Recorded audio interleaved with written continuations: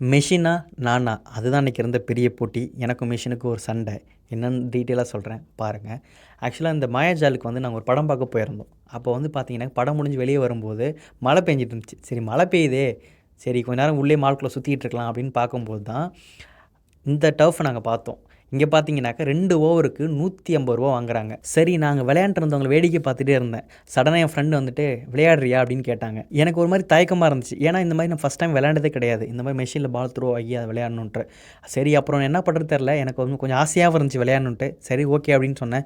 என் friend தான் first பே பண்ணாங்க. சரி போய் உள்ள போய் இறங்குனேன். இங்க பார்த்தீங்கன்னா, அந்த டார்கெட் செட் பண்ணிடுவாங்கங்க. இத்தன பாலுக்கு இத்தன ரன் அடிக்கணும்னு சொல்லிட்டு காமிக்கும் விஷுவலாவே. ஸோ வந்துட்டு நம்ம அத தான் நம்ம எய்ம் பண்ணி அடிக்கணும் ஆக்சுவலா. இது வந்துட்டு ரோபோட் அந்த பக்கத்துலேருந்து பால் தூக்கி போடுற மாரி இருக்கா? தெரிய மாட்டேங்குதா?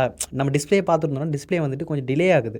டிஸ்ப்ளேல அவன் த்ரோ பண்ணிடுறான், பால் போட்டுடுறான். அதுக்கப்புறம் இந்த பால் வந்து ரிலீஸ் ஆகுற மாரி எனக்கு ஃபீல் ஆயிட்டு இருந்துச்சு. எனக்கு வந்து புதுசா இருந்தனால எனக்கு அது வந்து உடனே நல்லா ஒழுங்கா ஆட முடியல. ஸோ ஃபர்ஸ்ட் டைம் ஆடும்போது எனக்கு வந்து பால் மிஸ் பண்ணிக்கிட்டு, போல்ட் ஆகிட்டு, ஒரு மாரி வந்து அ இதாகிட்டே இருந்துச்சு. எனக்கு ஒரு மாரி நர்வஸாவே இருந்துச்சு இன்னொன்னு. எல்லாம் பார்த்து பக்கத்துல சிரிச்சுக்கிட்டு வேற இருந்தாங்க. இவன் என்ன இப்படி காமெடி மாரி பண்ணிட்டு இருக்கான் அப்படின்ட்டு. அப்போ எனக்கு ஒரு காண்டாயிருச்சு. சரி வந்து எனக்கு சரி முடிஞ்ச அளவு விளாண்டு அடிச்சு அடிச்சு பார்த்தேன். அது போக பார்த்தீங்கன்னா, இங்க சும்மா சும்மா டெட் பால்னு வந்துகிட்டே இருந்துச்சு. கடுப்பாயிருச்சு விளாட முடிய போயிருச்சு. அதுக்கப்புறம் இந்த பார்த்தீங்கன்னா தெரியும். பாதியிலேயே எனக்கு புரியலன்னு சொல்லிட்டு வந்துட்டேன். அதுக்கப்புறம் திரும்ப என் ஃப்ரெண்டு வந்து பே பண்ணி, "நீ இன்னும் ஆட முடியும்" அப்படின்னு சொல்லி சொன்னாங்க.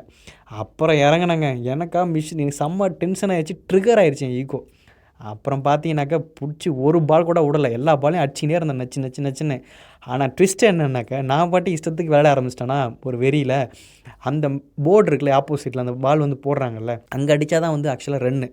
நான் அங்கே அடிக்காமல் இஷ்டத்துக்கு தூக்கி தூக்கி அடிச்சிட்டு இருந்தேன். வந்த வாட்டுக்கு எல்லாத்துக்கும் அடிச்சிட்டு இருந்தேன்னா, ரன் வந்து அதிகமாக வரல.